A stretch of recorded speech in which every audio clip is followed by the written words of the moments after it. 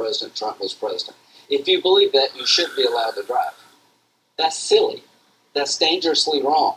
The border is beyond broken. You have wars in Ukraine.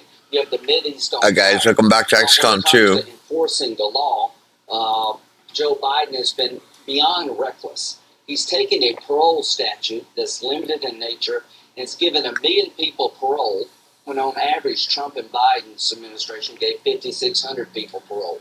Laken Riley's murderer was paroled because they had lack of capacity in El Paso.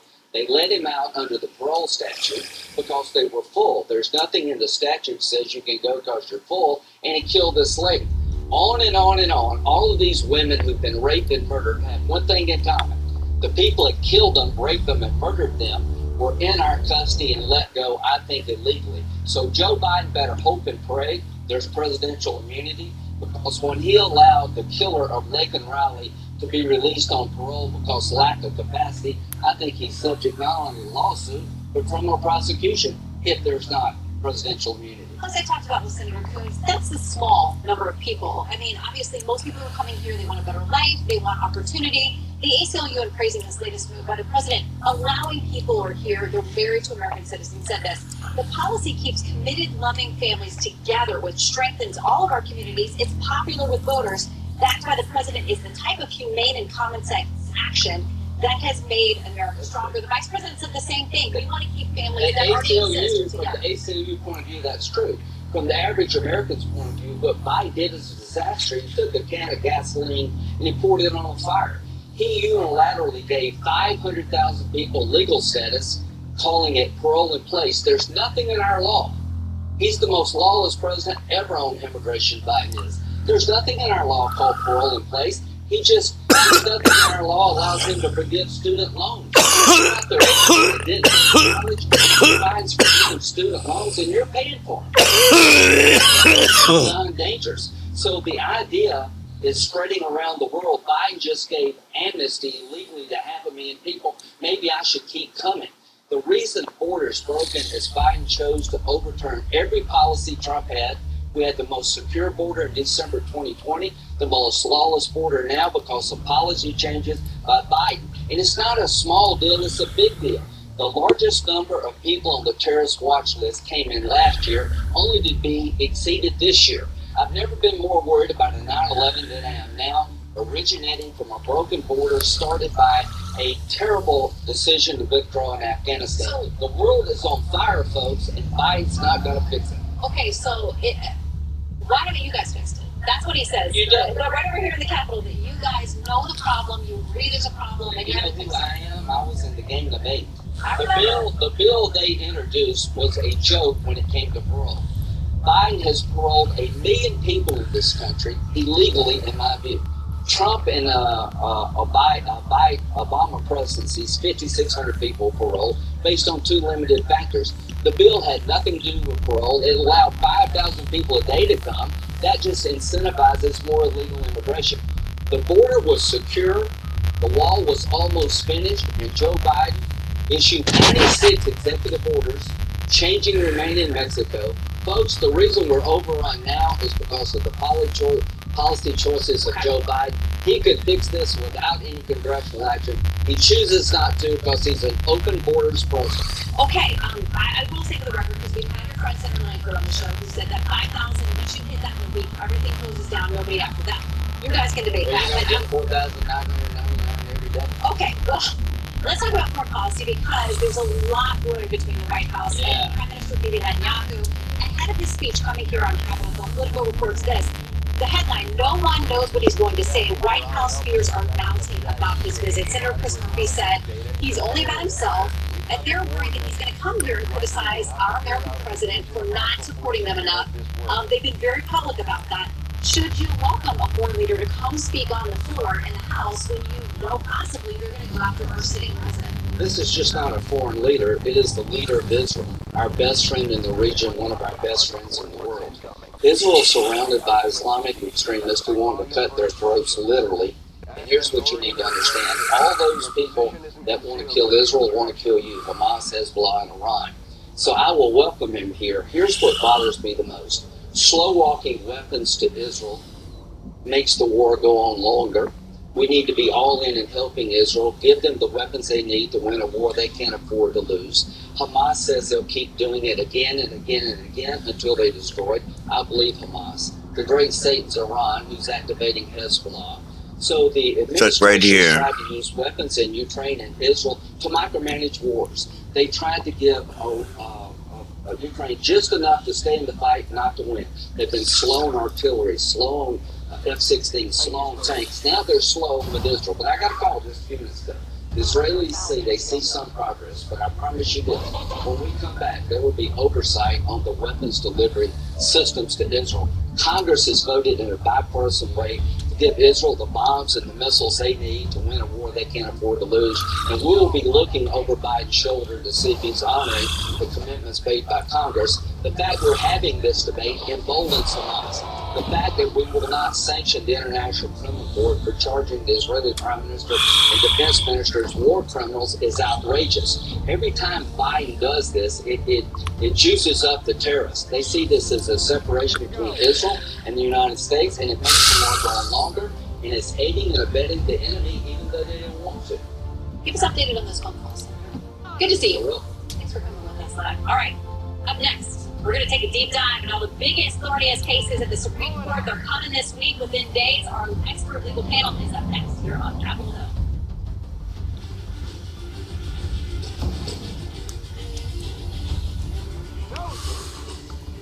Okay, everyone. Our mission is to provide complete balanced nutrition for strength and energy. What shots do you get? With 27 vitamins and minerals, nutrients for immune health, and it should complete with 30 grams of protein. Wow, that was planned.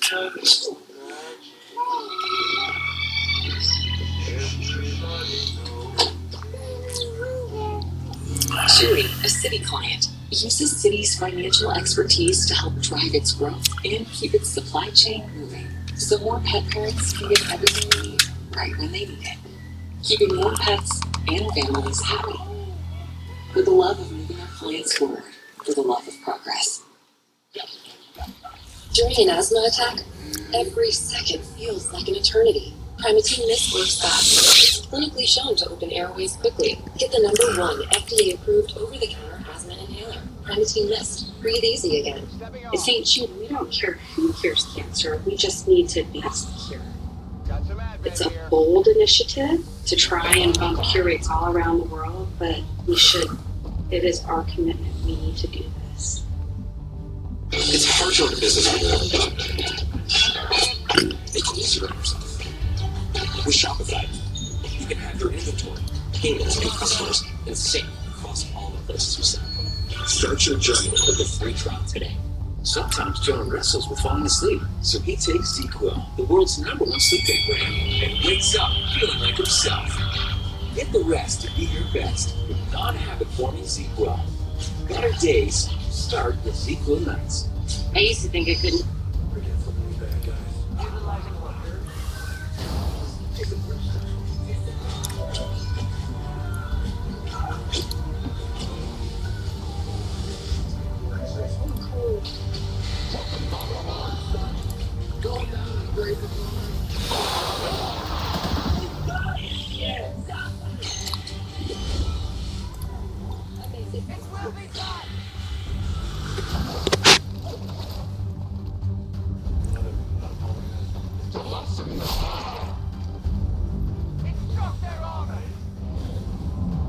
Reading story program.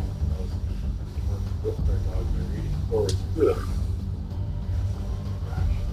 Up there, they're all over me. Day-to-day. Thank you for your support. There's what I've told you.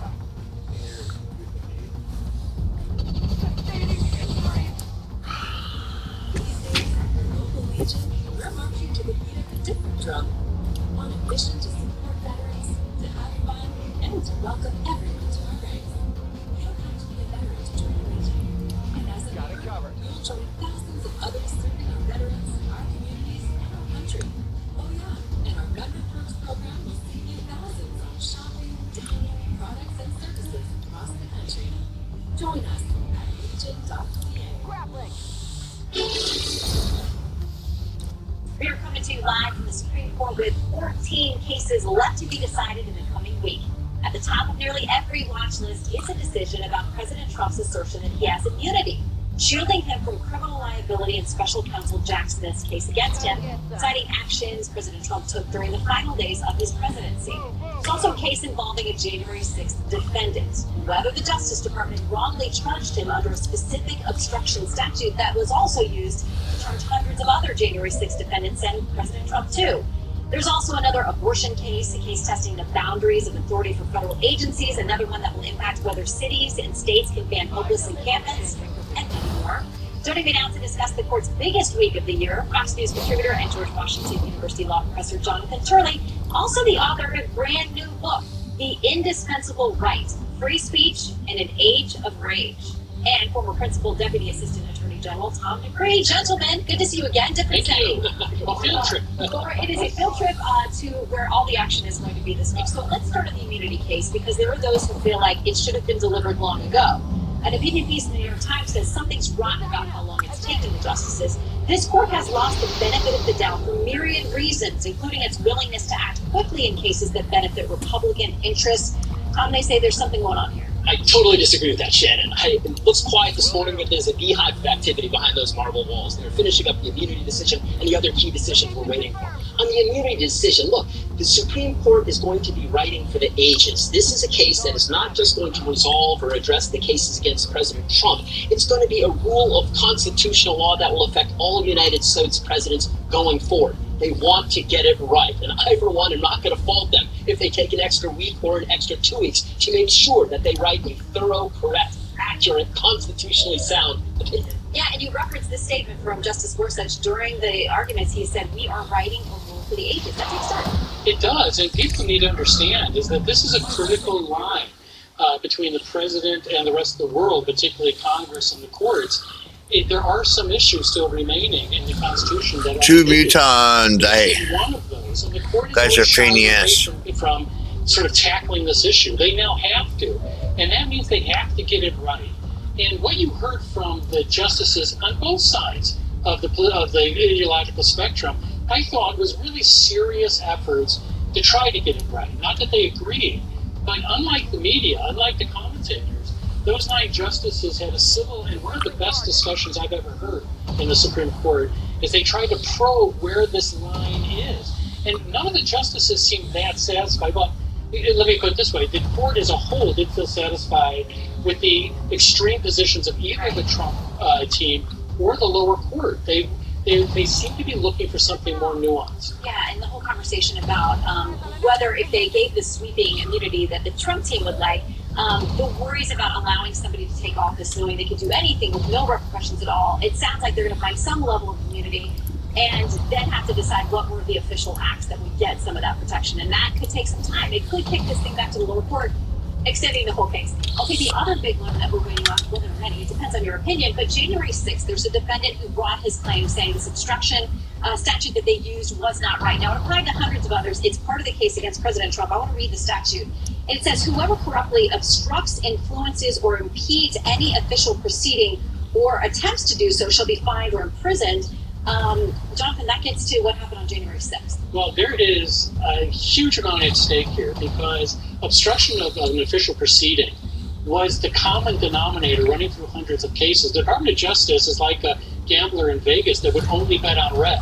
Damn it. This is the red chip, the red slot in roulette. And if it's eliminated, all bets are off. And I think the court very well could narrow this because the underlying statute was designed after the Enron case. It dealt with the destruction of documents. And the lower court, the trial court, said, I don't think this fits. The D.C. Circuit said it's close enough for us. Clearly, many of the justices were having trouble with extending this law this far. If they narrow this interpretation, it will not only knock out hundreds of criminal counts, it'll knock out counts pending against President Trump. Yeah, the Jack Smith is brought. Okay, now, Tom and I have a favorite. We're the walking nerds of this whole thing. There's this case that talks about Chevron deference, and what it does, it gives enormous power to federal agencies where you would say these are the experts, the bureaucrats who know the subject matter best, to make decisions about how federal regulations impact everything from the car you drive, the phone you use, the shampoo, how you use your land, The Center for American Progress said this about that case. The stakes could not be higher. The outcome could affect nearly every policy area: healthcare, civil rights, workers' rights, education, environmental justice, financial regulations. For once, I agree with the Center for American Progress. This is an important and fascinating case. And look, you put your finger on it. This I knew I does shouldn't have brought them out fundamentally there. affect the balance of power in our government and in our society. The question basically is, if you have a law that involves a federal agency's regulatory power and that law is ambiguous or open to debate, who gets to say what the law means? Is it the federal bureaucrats or is it a judge? Most people would say it's a judge. In fact, in our nation's earliest famous constitutional law case, Marbury versus Madison, the Supreme Court said it's the power of the courts to say what the law is. And I anticipate the United States Supreme Court in this case is going to reset that balance and say that in that situation, it's the power of the courts, not the federal bureaucrats, to say what the law really means. We shall know maybe as early as Wednesday. In the meantime, there are these other federal cases, of course, playing out with the president. The one dealing with the documents and the storage and the handling of these classified documents down at Mar-a-Lago. The judge there, Aileen Cannon, was appointed by President Trump. And the New York Times had an interesting piece this week said that when she was assigned a case, there were other judges who went to her to say, to sort of pressure her, like, you don't have the experience for this, maybe you shouldn't take this case. The New York Times says this. Her critics have suggested that she could be in over her head in the take for Mr. Trump or both. It's an outrageous hit piece against this judge. This is the same newspaper that went into vapors when anybody questioned Judge Merchan and his selection, which was not random. He was put on that case and ended up ruling heavily for the prosecution in ways that many of us believe are reversible errors. And yet you have this piece in the New York Times attacking Cannon, who, by the way, has ruled on major issues against the Trump team. And in my view, the thing that is most disturbing is the suggestion that other judges may have spoken to the New York Times to sort of poison the well for their colleague. Judge Cannon has worked this case evenly. She has made a number of decisions that go both ways. I think that she has been really quite an impressive judge on this. She's trying to get it right. But this idea that because she's a Trump appointee, she's under suspicion, is precisely what they criticize President Trump for saying on judges in his cases. So the hypocrisy is perfectly open. Somebody tells me we'll be bugging you guys as we wait Wednesday, the next opinion day. Okay, up next, the Biden and Trump campaigns build up to Thursday's big CNN presidential debate. Our Sunday panel will join us for a sneak peek and react to brand new polls, Fox polls, some surprising results.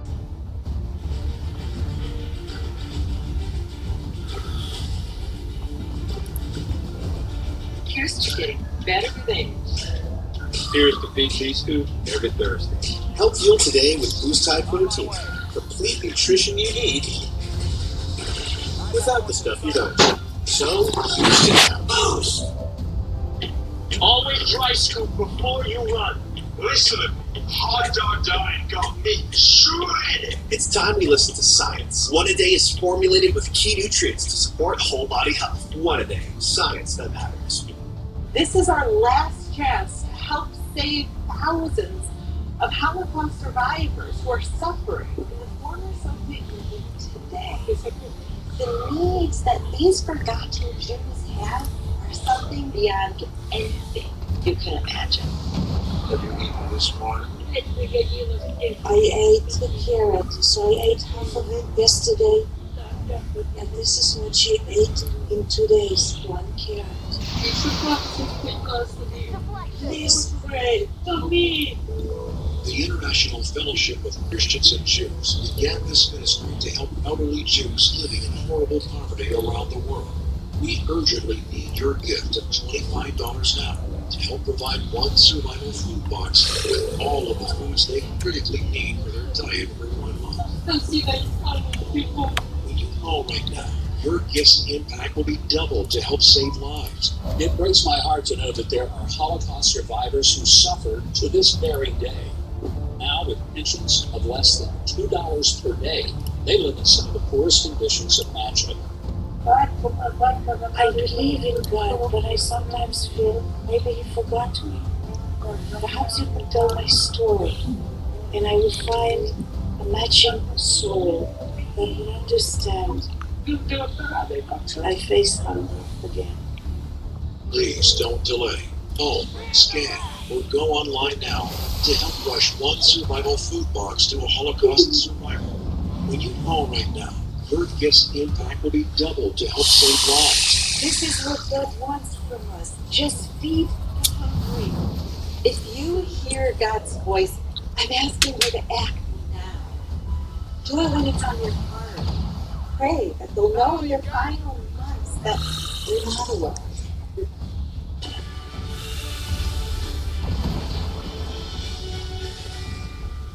Welcome back to our show, our special Fox News Sunday live from the U.S. Supreme Court. Now, Chad Pergram, our senior congressional correspondent, is joining us to talk about the tension that is existing on the Hill right now with respect to the court and beyond. Well, we have a geography lesson here for you first. We're at the Supreme Court. The Library of Congress is over here. The U.S. Capitol is right over here. The Capitol Visitor Center is underground. The Library of Congress and the Capitol itself, they're connected underground by a tunnel. But you know the Supreme Court used to meet inside the Capitol until 1935. They moved across the street, and that's a good thing because Democrats right now are mad at the Supreme Court. Democrats escalating attacks on conservative Supreme Court justices. Justice Alito is an insurrectionist sympathizer, joined by his right-wing buddy, Clarence Thomas. Democrats accuse Justices Clarence Thomas and Samuel Alito of questionable ethics. Thomas for traveling on lavish getaways on the dimes of GOP megadonors. Alito for controversial flags flying at his homes. The legacy of the Roberts Court will be one of unchecked corruption. Thomas's lawyer says ethics rules don't require him to report such trips so long as donors don't have business before the court. Alito says his wife flew the flags. Republicans say the Democrats' complaints are camouflage for what really needles the left. Democrats don't like the fact that the justices are making certain decisions. One Democrat demands Chief Justice John Roberts penalize justices. He can say that Justice Alito no longer writes majority opinion, no longer presides over the circuit. Republicans appalled by the ultimatums. They want the Supreme Court to become subservient to the Congress. Republicans say the attacks are just politics. This is an election year and they're trying to make much ado about nothing. The Democrats don't seem to disagree when it comes to an electoral strategy. Democrats, in election after election after election, since the fall of Roe v. Wade in 2022, are winning.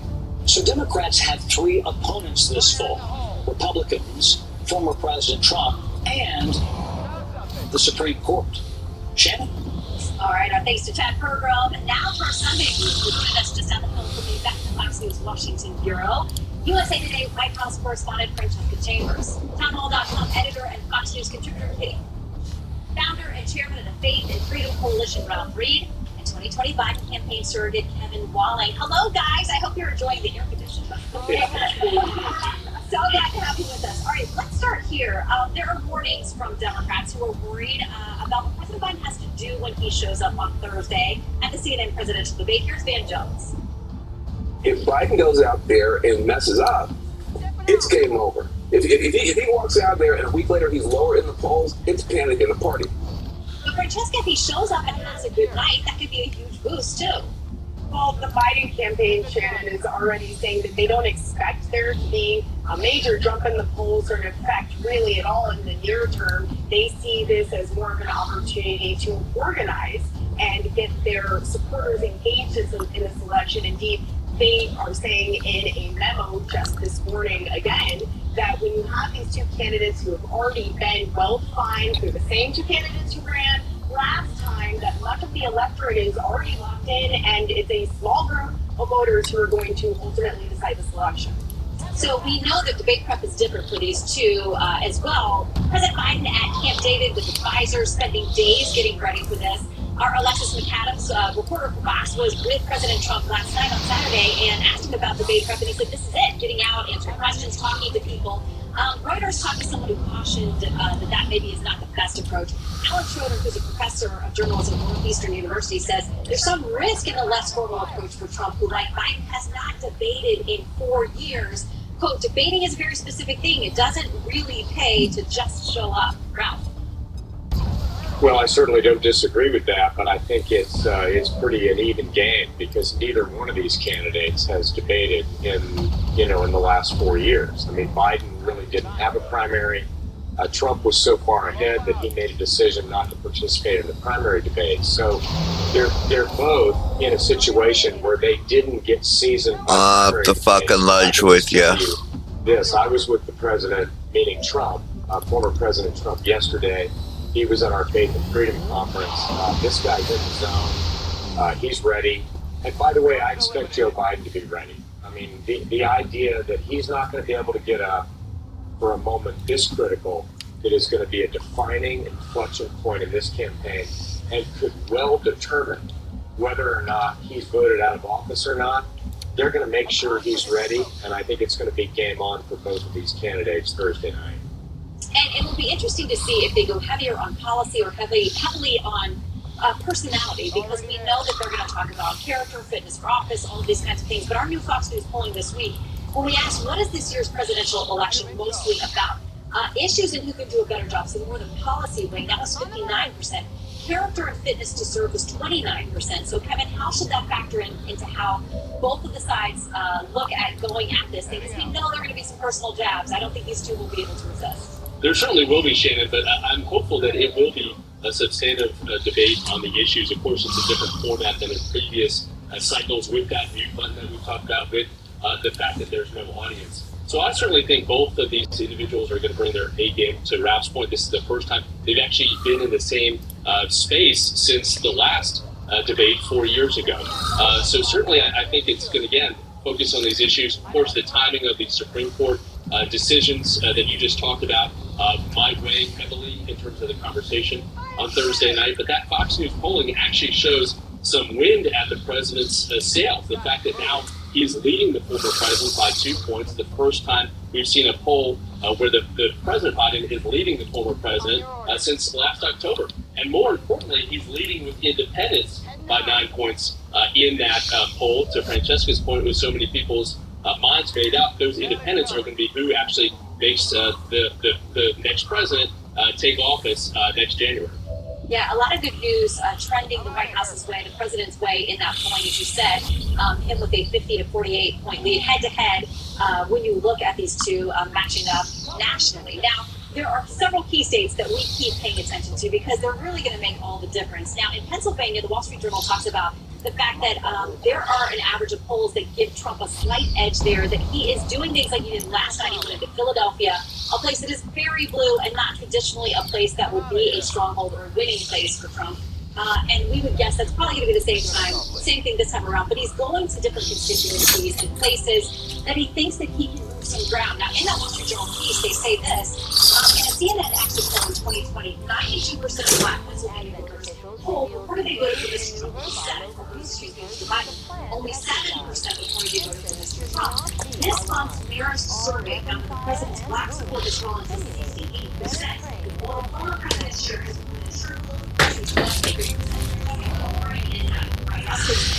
that year's polling that we had in Virginia a couple weeks ago as well, showing triple the Black support for President Trump this time around. Well, and in the polling that we've done at USA Today of Black voters in those battleground states, what it does show is that President Biden is facing a potential problem of attrition that could make a difference for him. They're not necessarily going to go to Trump. One of the problems he's facing is that they could just stay home in the election altogether. And so he needs to get those voters re-energized, and not just in those states, but in other states, such as Georgia as well. There's a major concern among Democrats about Black voters not showing up in these southern states in the Sun Belt. All right, Francesca and the panel, thank you very much. Stay there. Up next, the suspected killer of a Maryland mom finally arrested. Authorities say he entered the U.S. illegally last year. 3 days till we get the rogue operative. That's going to be a good one, too. The tragedies fueling attacks on the president's immigration policies. Our panel's going to debate that next.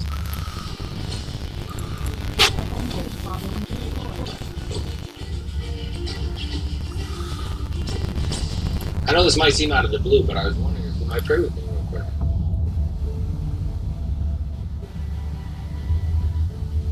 Lord, you know what's on our hearts. You know where we struggle. You know where we need to be pushed. Help us give it all to you. The good, the bad. Help us turn to you in everything we do. I invite you to join me in more prayer on Howell. Stay praying. I think you will find our results have exceeded expectations. Dad, what's with your toenail? Oh, that? I'm not sure. It's a nail fungus infection. That's gross. That's nothing really. It's contagious. You can even spread it to other people. Mom, come here. Don't worry about it. Go away on its own. No, it won't go away on its own. It's an infection. You need a prescription. Nail fungus is a contagious infection. At the first signs, show it to your doctor and ask if Jublia is right for you. Jublia is a prescription medicine used to treat toenail fungus. Its most common side effects include grown toenail, application site redness, itching, swelling, burning, or stinging, blisters, and pain. Jublia is recognized by the ADMA. Most commercially insured patients will pay as little as $0 copay. Go to JubliaRx.com. I don't got a good feeling on this one.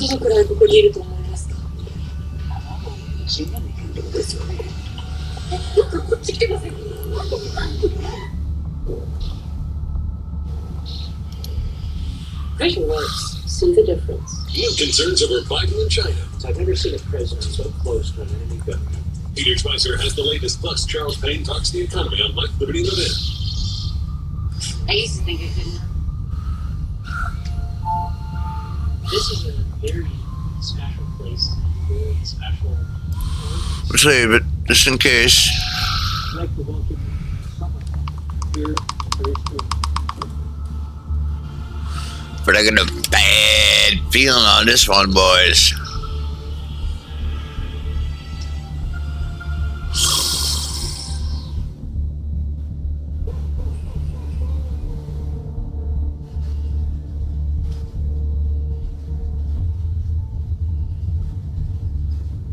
Clubs, leagues, and courts in every province and territory across Canada, squash is the sport for wall-to-wall fun, fitness, and friendship.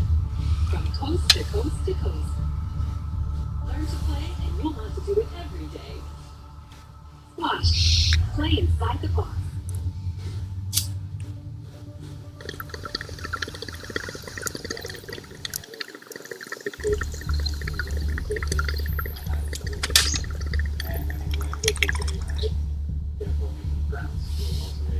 The program helped me a lot because I met other kids who were going through the same goals as me.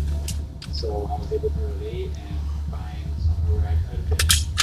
Thanks to the support of United Way, I'm able to achieve my dreams and become a doctor in the future.